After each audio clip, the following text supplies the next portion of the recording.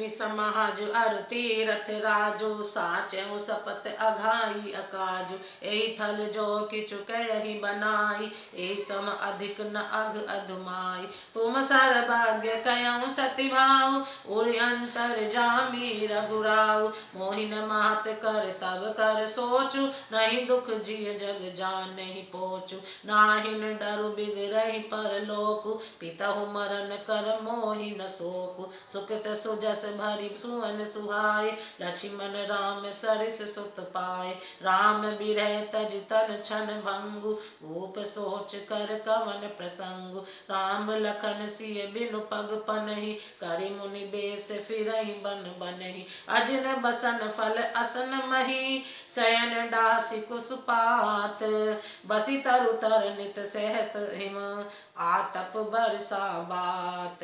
मुनियों का समाज है और फिर तीर्थ राज है। यहाँ सच्ची सौगंध खाने से भी भरपूर हानि होती है। इस स्थान में यदि कुछ बनाकर कहा जाए तो इसके समान कोई बड़ा पाप और नीचता ना होगी। मैं सच्चे भाव से कहता हूँ, आप सर्वज्ञ हैं और श्री रघुनाथ जी हृदय के भीतर की जानने वाले हैं। मैं कुछ भी असत्य कहूँगा तो आपसे और उनसे छिपा नहीं रह सकता। मुझे माता कैकेयी की करने का कुछ भी सोच नहीं है और ना मेरे मन में इसी बात का दुख है कि जगत मुझे नीच समझेगा, ना यही डर है कि मेरा परलोक बिगड़ जाएगा और ना पिताजी के मरने का ही मुझे शोक है, क्योंकि उनका सुंदर पुण्य और सुयश विश्व भर में सुशोभित है। उन्होंने श्री राम लक्ष्मण सरीखे पुत्र पाए, फिर जिन्होंने श्री रामचंद्र जी के विरह में अपने क्षण भंगुर शरीर को त्याग दिया।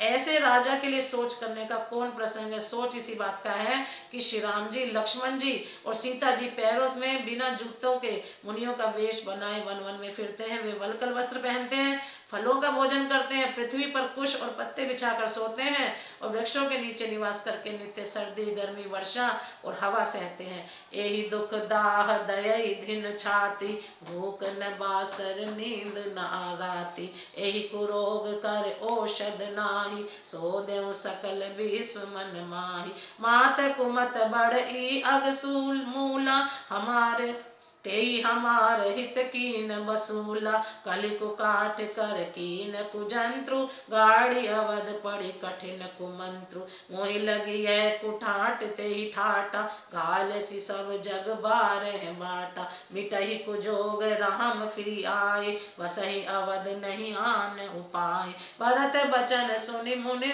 सुख पाई सबहि कीन बहु भांति बढ़ाई तात करहु जन सोच विशेषी सब दुख मिटहि राम पग देखी करि प्रबोध मुनि बर कहूँ अतिथि प्रेम प्रिय हो कंद मूल फल फूल हम देहि ले हूँ करि छो। इस दुख की जलन से निरंतर मेरी छाती जलती रहती है। मुझे दिन में भूख लगती है, न रात को नींद आती है। मैंने मन ही मन समस्त विश्व को खोज डाला पर इस कुरोग की औषध कहीं नहीं है। माता का कुमत बुरा विचार पापों का मूल बढ़ाई है। उसने हमारे हित का वसूला बनाया, उससे कलह रूपी कुकाठ का कुयंत्र बनाया और 14 वर्ष की अवधि रूपी कठिन कुमंत्र पढ़कर उस यंत्र को गाड़ दिया। यहाँ माता का कुविचार बढ़ाई है, भरत का राज्य वसूला है, राम का वनवास कुयंत्र है और 14 वर्ष की अवधि कुमंत्र है। मेरे लिए उसने ये सारा कुठाट बुरा साज रचा और सारे जगत को बार बार छिन्न भिन्न करके नष्ट कर डाला। यह कुयोग श्री रामचंद्र जी के लौट आने पर ही मिट सकता है और तभी अयोध्या बच सकती है, दूसरे किसी उपाय से नहीं। भरत जी के वचन सुनकर मुनि ने सुख पाए और सभी ने उनकी बहुत प्रकार से बड़ाई की।